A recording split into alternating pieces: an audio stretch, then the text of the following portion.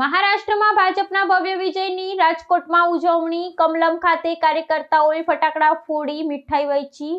ભારત માતા કી જયના નારા સાથે રાજકોટ ગુંજી ઉઠ્યું. મહારાષ્ટ્રમાં યોજાયેલી ચૂંટણીમાં ભારતીય જનતા પાર્ટીને પ્રાપ્ત થયેલી સ્પષ્ટ બહુમતી અને શાનદાર વિજયના સમાચાર મળતાની સાથે જ રાજકોટમાં ખુશીનો માહોલ છવાયો હતો. આ ઐતિહાસિક જીતની ઉજવણીના ભાગરૂપે રાજકોટ શહેર ભાજપ દ્વારા 150 ફૂટ રિંગ રોડ પર સ્થિત પક્ષના મુખ્ય કાર્યાલય કમલમ ખાતે ભવ્ય વિજયોત્સવનું આયોજન કરવામાં આવ્યું હતું. ચૂંટણી પરિણામો જાહેર થતાં જ મોટી સંખ્યામાં પદાધિકારીઓ અને કાર્યકર્તાઓ કાર્યાલયે ઉમટી પડ્યા હતા. વિજયના ઉન્માદમાં ભાજપના કાર્યકર્તાઓએ ફટાકડા ફોડી આતિશબાજી કરી હતી અને જીતનો જશ્ન મનાવ્યો હતો. ઉપસ્થિત નેતાઓ અને કાર્યકર્તાઓ એકબીજાનું મોઢું મીઠું કરાવી પરસ્પર અભિનંદન પાઠવ્યા હતા.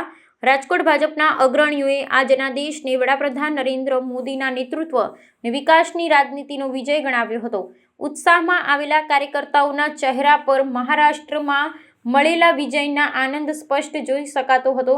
કાર્યાલયના પટાંગણમાં દેશભક્તિનો માહોલ સર્જાયો. હાથમાં પક્ષના ઝંડા લહેરાવતા કાર્યકર્તાઓએ વંદે માતરમ અને ભારત માતા કી જયના ગગનભેદી નારા લગાવી વાતાવરણને ગુંજાવી દીધું હતું. આ વિજયોત્સવ રાજકોટના સંગઠનમાં પણ નવો જોમ અને જુસ્સો પૂરવાનું કામ કર્યું છે. મહારાષ્ટ્રના પરિણામોને વધાવતા સૌએ આગામી સમયમાં પણ પક્ષની વિચારધારાને વધુ મજબૂત બનાવવાનો સંકલ્પ વ્યક્ત કર્યો હતો.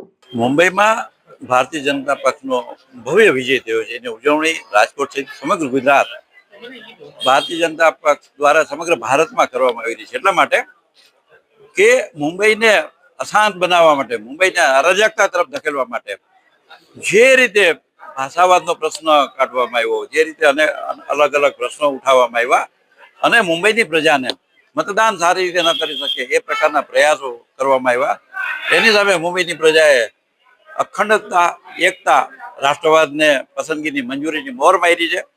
આ વિજય નરેન્દ્રભાઈ મોદીના નેતૃત્વમાં મજબૂત સુશાસન આપનારી સરકારનો વિજય છે. આ વિજય દેશના પ્રજાને શાંતિ, સુરક્ષા, સમૃદ્ધિ અને વિકાસ આપનારા પક્ષનો વિજય છે. દેશની એકતા, અખંડિતતા માટે ભારતીય જનતા પક્ષનો એક એક કાર્યકર્તા કટિબદ્ધ છે. ત્યારે હું માનું છું કે વડાપ્રધાન નરેન્દ્રભાઈ મોદી, રાષ્ટ્રના ગૃહપ્રધાન અમિતભાઈ શાહ, રાજ્યના મુખ્યમંત્રી દેવેન્દ્ર ફડણવીસ સહિત સમગ્ર ભારતીય જનતા પક્ષના નેતૃત્વનો આ વિજય છે. જે રીતે મુંબઈની પ્રજાએ કુપ્રચારમાં આવ્યા વગર જંગી બહુમતી સાથે મુંબઈ મહાનગરપાલિકા કે જે એક કદાચ વિશ્વના 50 થી 60 દેશો કરતા પણ મુંબઈ મહાનગરપાલિકાનું બજેટ પણ મોટું છે, એનું કાર્ય પણ મોટું છે. આવી જે ખરાદમાં જોઈએ તો મુંબઈ એ ઇન્ટરનેશનલ સિટી છે. સમગ્ર વિશ્વમાં જે મુખ્ય 4-5 શહેરો પૈકીનું એક મુંબઈ છે. આવા મુંબઈની જે રીતે ડિસ્ટર્બ કરવાનો પ્રયત્ન કરવામાં આવતો હતો, આવા મુંબઈને ફરીથી પતનની ગર્તા તરફ ધકેલવાનો પ્રયત્ન કરવામાં આવતો હતો, એના મોઢા પર આ લપડાક છે.